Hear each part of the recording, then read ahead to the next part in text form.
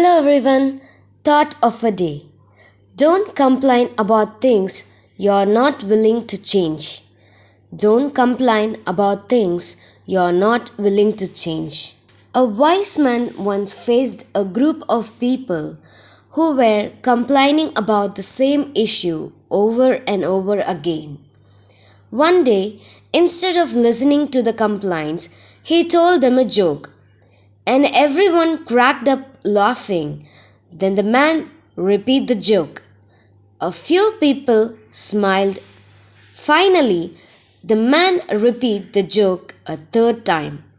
But no one reacted.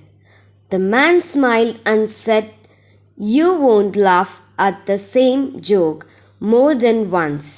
So, what are you getting from continue to complain about the same problem?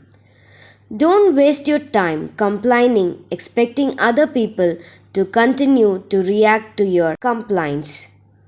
Instead, take action to make a change.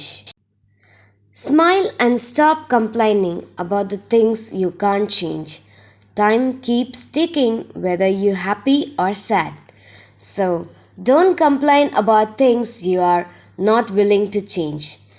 Thank you. Have a nice day.